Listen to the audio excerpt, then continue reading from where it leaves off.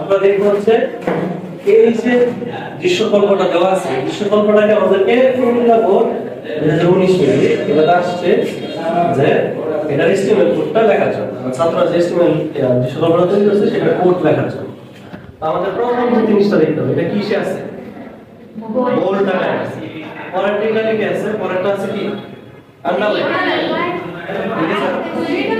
আচ্ছা এটা একটু বাঁকা আছে, এটা কুইকলি আছে বোল্ড, এটা আছে ইটালিক, এটা হচ্ছে আন্ডারলাইন আছে।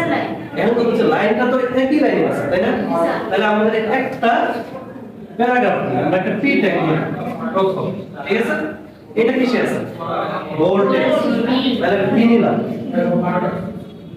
ঠিক আছে। লেখার পরে আমরা লিখব হচ্ছে কুইক, নো আগে কুইক লিখব, কুইক লেখা বি ক্লোজ করব। বলছিলাম না যে একটা জিনিস লেখার পরে সেটা ক্লোজ করে দিলে এরপরে আসে লিখবে না, ওটা শেষ হয়ে যাচ্ছে। তারপর এটা কি আছে ইটালিক আছে, তো তারপর আমরা এখানে ট্যাগ দিব আই, দেওয়ার পরে লিখব হচ্ছে কি ব্রাউন লিখলাম। এখন আইটাকে আমরা কি করব ক্লোজ করে দেব।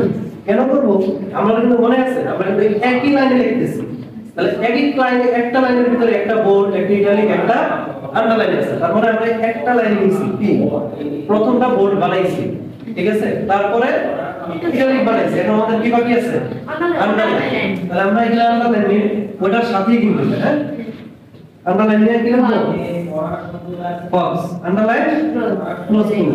এখন সবগুলা কিন্তু আমরা বোল্ড ক্লোজ করেছি, আন্ডারলাইন ইটালিক নিছি ক্লোজ করেছি, আন্ডারলাইন নিছি ক্লোজ করেছি।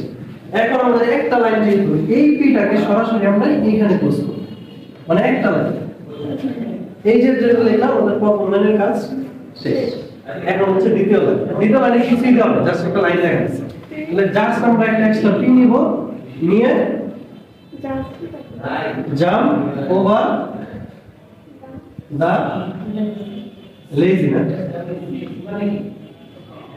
এটাকে পিটাকে আমরা ক্লোজ করে দেব। এইটুকু প্রোগ্রাম লেখার জন্য ঠিক আছে, বুঝতে অসুবিধা আছে? ঠিক আছে।